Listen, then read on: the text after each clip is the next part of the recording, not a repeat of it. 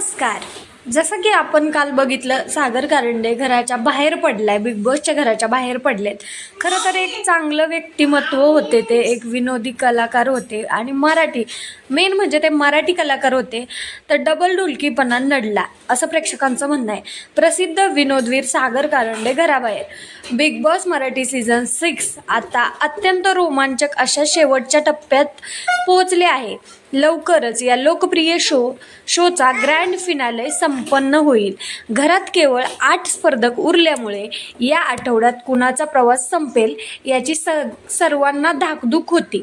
रितेश देशमुख यांच्या भाऊच्या धक्क्यावर नेहमीप्रमाणे कुणाची शाळा घेतलीच गेली आणि कुणाचा पत्ता कट होईल याची प्रेक्षकांना उत्सुकता नेहमीच लागलेली असते.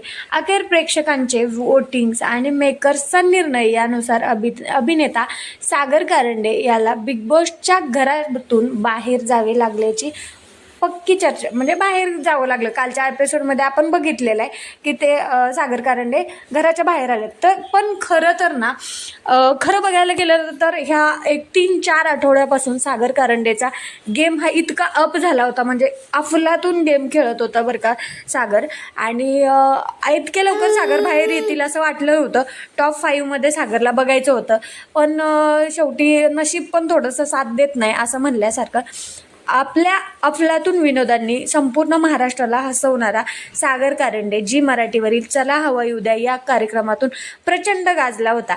या शोमधून तो अचानक काही काळ गायब झाला होता. मात्र प्रदीर्घ विश्रांतीनंतर त्याने बिग बॉस मराठी सीझन 6च्या माध्यमातून प्रेक्षकांच्या भेटीला एक दमदार पुनरागमन केले. घरातही त्याने स्वतःच्या अनोख्या शैलीत सर्वांचे मनोरंजन करण्याचा प्रयत्न केला. परंतु सागर कारंडे याचा घरातील दुटप्पीपणा प्रेक्षकांना खटकला.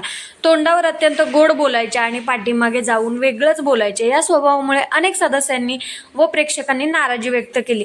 पण आता मला तर असं वाटतं की ग्रुप्स आणि खेळ म्हटलं की ह्याच्या गोष्टी तिकडं त्याच्या गोष्टी तिकडं होत राहणार.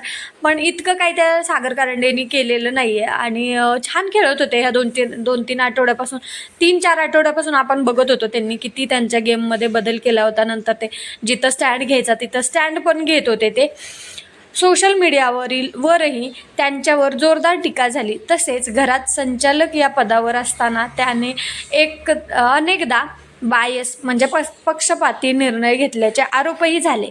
या सर्व गोष्टींमुळे अखेर त्याचा घरातील प्रवास संपुष्टात आला आहे. त्याच्या एक्झिटनंतर आता घरात तन्वी कोलते, दीपाली सय्यद, रेवा कौरासे, राकेश बापट, विशाल कोटियन आणि अनुश्री माने हे स्पर्धक शिल्लक राहिले आहेत. यामधून आता महाअंतिम फेरीत कोण धडक मारणार याकडे सर्वांचे लक्ष लागले आहे. तसेच यापुढे सागर कारंडे कोणत्या नव्या भूमिकेतून समोर येईल. म्हणजे आता ते एक मराठी ॲक्टर पण आहेत, एक कलाकार म्हणजे चांगले कलाकार आहेत, ते कॉमेडियन पण चांगले आहेत. मग त्यांना आता कोणता रोल मिळतोय कोणता रोल, म्हणजे एवढे आता बिग बॉस फेममध्ये ते एवढे 2.5 महिने राहिले, तर मग आता त्यांना म्हणजे काय अपॉर्च्युनिटी मिळत आहेत ही आपल्याला पुढं बघायला मिळतीलच, याचीही सर्वांना उत्सुकता आहे. सागरसारख्या विनोदवीराची एक्झिट चाहत्यांसाठी धक्कादायक असली तरी रियालिटी शोमध्ये फक्त लोकप्रियता पुरेशी नाही, तर पारदर्शक आणि प्रामाणिक खेळच स्पर्धकाला तारतो, हे यावरून सिद्ध झाले होते. तुम्हाला बिग बॉसच्या घरामध्ये सागर कारंडे हे तुम्हाला कसे वाटले आणि त्यांचा खेळ कसा वाटला हे नक्की कमेंटमध्ये कळवा. आणि खरंच एक चांगलं व्यक्तिमत्व होतं.